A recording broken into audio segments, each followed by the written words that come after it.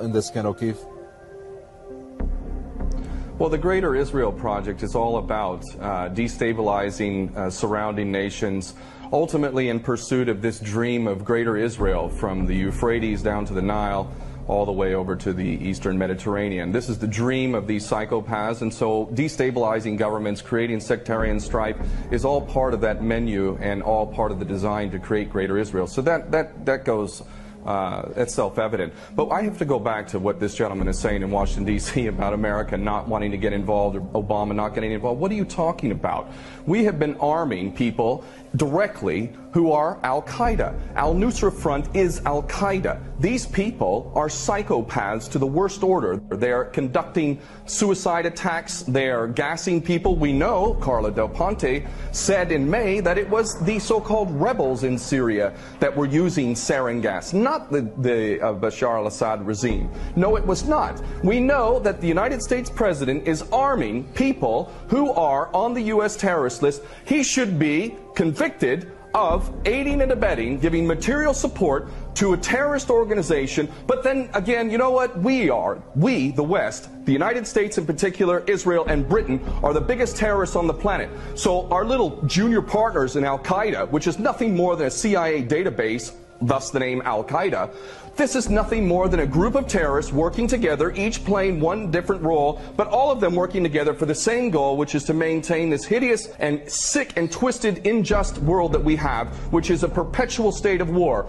Always one illusion, one boogeyman after another. But the fact is, Obama is nothing more than a puppet war criminal, just like his predecessor and every other U.S. president before him. So please don't tell people out there that the U.S. is not involved. It's directly involved, and it is arming people who are absolute psychopaths. That is what we discussed earlier, the Greater Israel Project, to destabilize any Arab regime which might have any kind of autonomy and self-determination. Any regime in the Arab world that is not an absolute puppet cannot be tolerated. And who are the nations that we target? Those that are not puppets. We don't target those like the Saudi regime, which is the biggest human rights violator in that region. It's cutting off people's heads in public, cutting off hands. It is the most grotesque regime on the planet, and yet we give that regime weapons, and it's no problem whatsoever. The duplicity and hypocrisy of the United States and the West can't even be measured. It is so enormous. And these mouthpieces, such as this gentleman in Washington, is only doing a disservice to himself and his country. And the fact is that American sons and daughters will get involved in this yet again,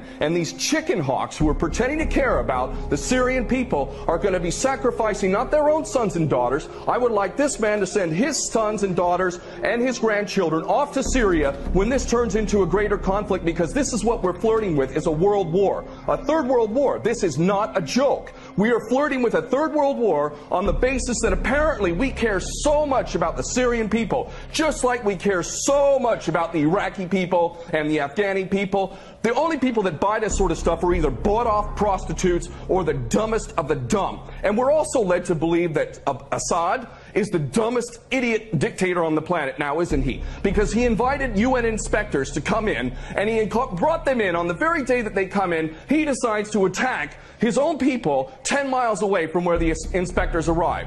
This is beyond ridiculous, and the only people that buy this, again, are bought-off prostitutes or the dumbest of the dumb.